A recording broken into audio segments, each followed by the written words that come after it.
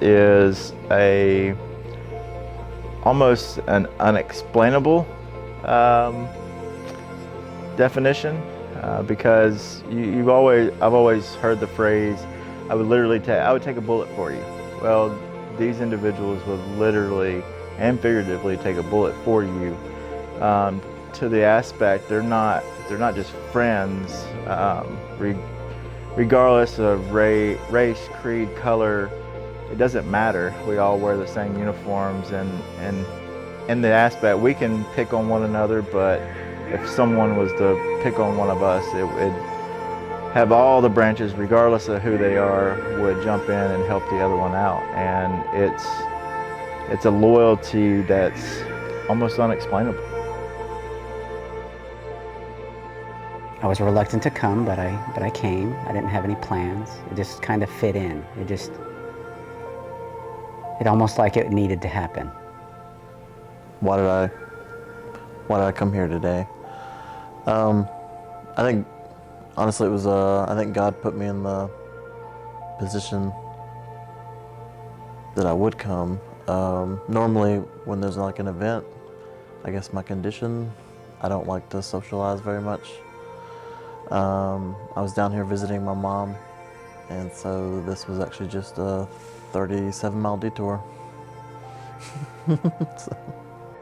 This is the first time that I've been away from my family since I got out of the Army. That wasn't, some kind of work or business or something. And I don't deal well with being outside of my home. Like for me, this was an attempt to get out of my comfort zone, to try something that I've not done before, and my anxiety and panic buttons are just like, they're going off constantly, especially driving down here. And then, being away from them, for me, because they're my safe place, but at the same time, I've got to do this. This is something that I've got to do for myself. For me, it's about obtaining a little bit of freedom that I haven't had.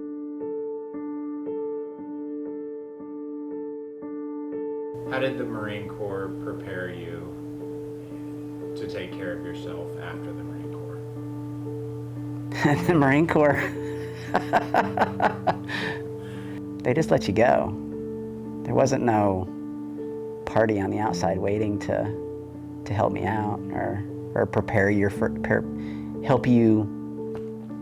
You're gonna have to deal with this, or you're gonna have to deal with that. I mean, just hits you like a ton of bricks. Marines teach about self-care, really? Marines basically hygiene-wise, I guess, being a guy, I was young. They, taught me how to shave, keep my clothes nice and tidy, nice and clean. But self-care-wise, like physically, yes, but mentally-wise, they really don't give you the tools to cope with transitioning from being in the Marine Corps to being here today. I never was given tools to do that. They don't. I know that's what you're asking me, but it's like, I'm thinking about saying, okay, the military should have prepared me to get out, but they didn't. They just, okay, thank you, here's your paperwork. To this day, I still don't even have a honorable discharge from the United States Army to hang on the wall. I didn't care. I was out. So how the military taught me how to reintegrate, I can't speak for everybody, but there was a lack of. Even after my 30-year mark, you would think that I'd have enough experience to get this reintegration process going. Yes, you have TAPS. Yes, you have the normal programs, and they are all beneficial. But for me, when I got out, I was lost even after that. I mean, it's all I knew is the military. After I got out, it was like a slow decline, and then eventually at one point it just took like a nosedive. Ended up getting divorced. I went through several jobs. I don't know, I just didn't feel like I fit in anywhere. And then I felt no one would understand me. In our command, it was like the hard target, 1,000-yard stare, nothing bothers you. And that's kind of what they wanted you to do even afterwards. It was like, hey, I may have a problem. And they're like, no, you don't.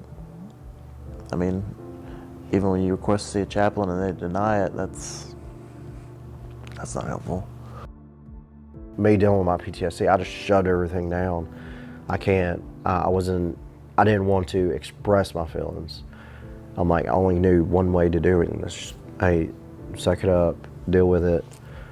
And I guess I had learned it's okay to not be okay, and I had to figure that out myself. PTSD is not something, I guess, us as veterans we're not supposed to be doing this alone. PTSD, again, it's something that I denied for a long time. I thought that moving away, living in the country, which I absolutely love, was the best thing for me. And actually turned out to be a little bit of an isolation period, which I really didn't need. I used to be a very outgoing person, very. And now I'm a hermit. I don't go out. The doormat to my home that I bought literally says go away on it. If someone drives by my house, it's like the super nice lawn with the super nice everything, but you don't even know if I'm in there. I think a lot of people see war and it's cool and it's in video games, but then to actually physically experience the heat, the sweat, the blood, the noise, all of those aspects, and overload your senses. Getting shot at or getting shelled, getting mortars and rockets, and seeing things and getting shot at. It's like it's like another day, and it just stays that way, and it's just constantly just happening all around you, to you, in you, and it's normal. It's tough, it's dark, there's nothing joyful about it until when the adrenaline wears off, and some people never get that. The one moment of joy, the next moment of sorrow, and then the next minute of, okay, this has got to get done, and you don't get time to process grief. You don't get time to process something good you did. It all just goes into the filing cabinet, and filed away, and then finally, when you get home and you have nothing to do, and that old saying, an idle mind is the devil's playground. Well, then you stop and go, let me look back at that file. Let me see what went wrong, what went right. And at no point are you gonna sit there and say, oh yeah, that person died and everything went right and there was nothing I could have fixed. No, we always look at the bad and go, I should have done this, should have done that. And so it's just a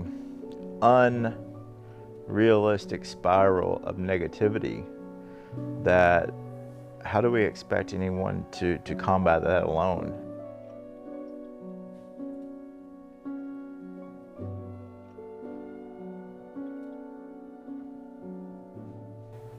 No matter how strong you are, eventually you get tired of holding up your rifle. I know you know that.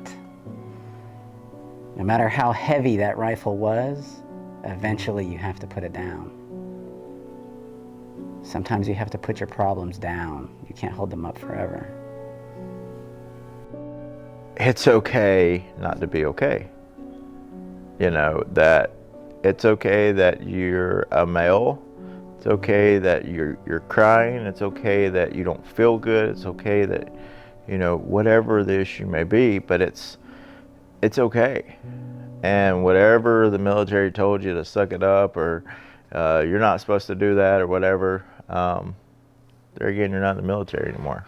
I mean, you have to open yourself up to, a perfect stranger and sometimes multiple strangers to get to where the point where you talk to the one that's going to matter. I thought that vulnerability was a weakness. How am I going to lead others if I'm vulnerable? You know, am I too huggy or whatever you want to call it? But now I realize that when I let my walls down, I feel stronger now than ever before. Because it happened to him and it happened to me, we can kind of count on each other now. Whereas before, not knowing your story, or you not knowing my story, we can have that veteran connection. But when we get really in the thick of things, now we have each other's back for real, and that's all the difference. Your worst day in the mud, beat down, ready to end it all, will be your biggest testimony, will be your biggest victory, and your shining light to share with other people to get them through their worst day. I know that being around other veterans, I know they're going through it. I know how bad I've got it, and when I can talk to them about how bad it is for me at that point in time, it makes it better on all of us.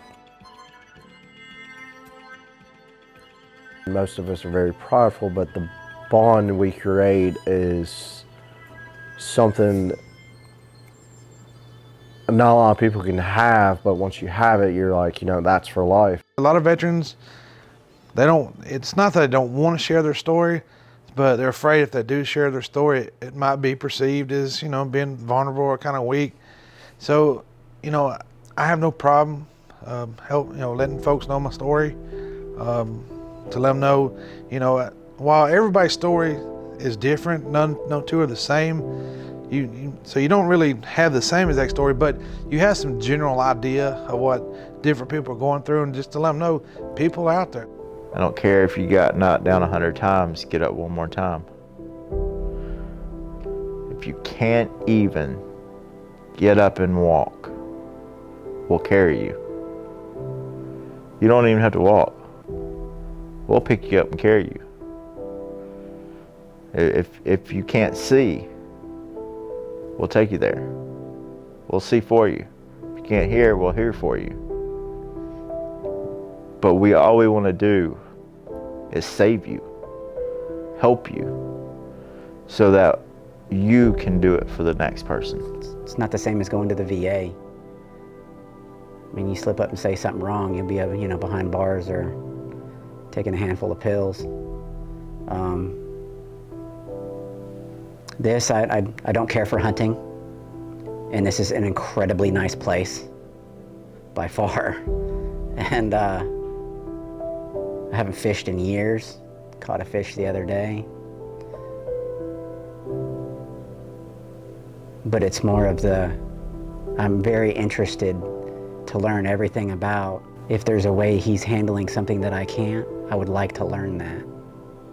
So if he ever does open up or share his time, maybe that'll help me. I might need him to help me get that tool back. And then I can move forward again. So I think that's what my calling is at, is to say, hey, I see you smile, but what's behind that smile? And it's A-okay to have a service dog. I mean, who wants a service dog? It takes a lot of work, as you can see. And then you're gonna tell people, hey, I got up for PTSD or whatever. I don't want that all the time. But that's how I want to help veterans and give back, and just to let them open up and see what's behind that smile. So, if you need help,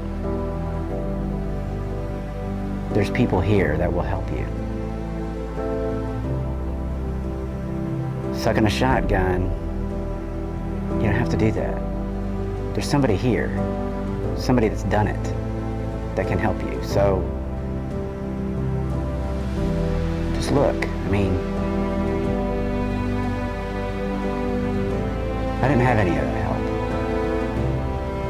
I'm still here, but there's groups out there, like this one.